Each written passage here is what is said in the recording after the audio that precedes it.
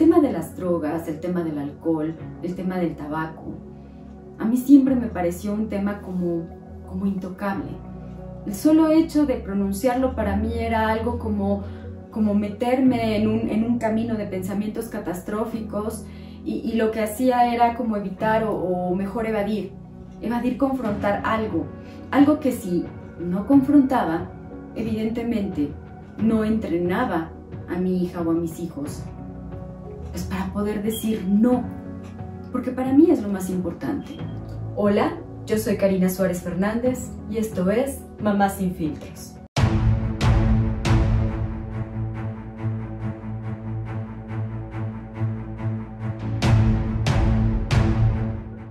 Llegó ese tan temido día para mí que me indicaba que mi hija ya estaba creciendo y sobre todo que estaba cambiando de etapa, cuando tocó mi puerta y me dijo: hola, mamá, oye, es que te quería pedir, es que me invitaron a una fiesta, pero es en la noche y es con nuestros amigos de sexto, pero quería que me dieras chance de ir un ratito, aunque sea. Su primer fiesta. Claro que sentí mucho pánico. Claro que para mí era una primera vez de tener que afrontar ese tipo de temas con mis hijos.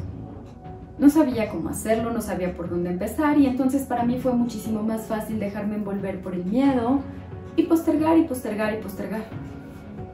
Al ir postergando, pues no iba adentrándome a lo más importante, que era sobre todo entrenar a mi hija, quien ya recurría o acudía a más fiestas, a más reuniones, entrenarla a no ponerse en riesgos innecesarios.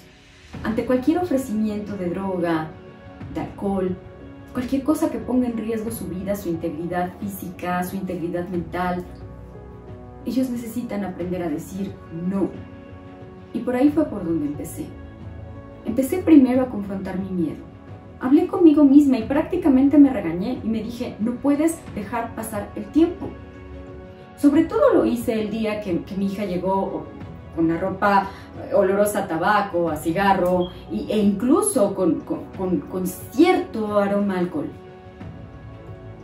Cuando yo la confronté, pues ella creó toda una historia donde me dijo que alguien le había echado una bebida encima y que por eso era que ella estaba desprendiendo ese olor a alcohol.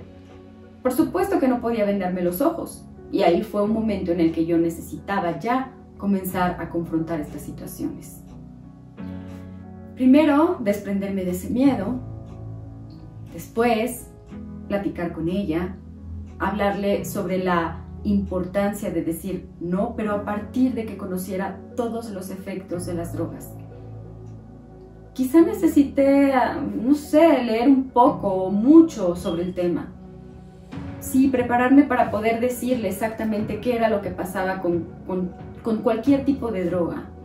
Qué era lo que pasaba en su mente, en sus emociones, en su salud física, en su salud mental, en su mismo cerebro.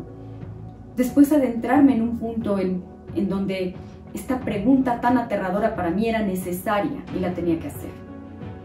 ¿Alguna vez te han ofrecido alguna droga? Y lo hice, confronté todo ese temor. La respuesta que recibí fue no, pero eso no significa que yo en ese momento pudiera decir: hey, Victoria, respiro. No. ¿Por qué? Porque los momentos de riesgo y las situaciones de riesgo están por doquier. Y lo más importante entonces es que ella esté convencida de por qué y para qué va a decir que no. No solo porque mamá se lo dice o papá se lo dice, sino va a decir que no con una convicción genuina y real de por qué no quiere hacerlo. Entonces, platicamos del tema, le expliqué las consecuencias, pero también le pedí que me dijera cuáles eran las formas que ella tenía planeadas para decir no cuando alguien llegara a hacerle una oferta sobre drogas, alcohol o cigarro. Esta misma pregunta se la hice a mi hijo también. Cuando me fueron dando sus respuestas, pues entre mi esposo y yo intentamos darles ciertas opciones o alternativas quizá un poco drásticas, determinantes, para que ellos se sientan confiados. El punto es que esto es un camino a continuar. Esta idea que solo es un pretexto, ¿no? de no, a mis hijos no les va a pasar. Además, yo los he educado muy bien. Mis hijos saben perfectamente bien decir que no. Es más, si yo les hago el cuestionario preguntándoles, ¿qué dirías si te ofrecen alcohol o te ofrecen drogas? Pues por supuesto que ellos me van a contestar lo que saben que yo quiero escuchar. Entonces, lo mejor fue que yo fuera realista y lo decidí y quise confrontar mis propios miedos. Y entonces, pues lo mejor fue crear pequeñitos planes de acción, llevarlos a las fiestas, recogerlos, pedir el cumplimiento de horarios, hacer un reglamento que implique o que abarque los límites necesarios para que ellos no se pongan en un riesgo excesivo o en un riesgo extremo. Ambos son adolescentes y van a tener curiosidades y creo que estas curiosidades son naturales. Y aunque a mí me ha costado trabajo dejar de verlos como mis angelitos, pues sé que no son unos angelitos. Entonces, lo mejor es ser realista y es lo que he estado intentando hacer. Eso sí, aunque no tengo todo bajo control con estos pequeños planes de acción, sé que al menos están un poco más supervisados y pueden estar pues con esta sensación de que estoy presente. El tema de los límites para mí también era un tema que me tambaleaba un poco porque yo sentía que si era demasiado estricta, entonces ellos ya no me iban a contar las cosas. Sin embargo, no. Después lo evalué muy bien y me di cuenta que los límites son la base para que ellos no se pongan en riesgo y al menos lo piensen una o dos veces.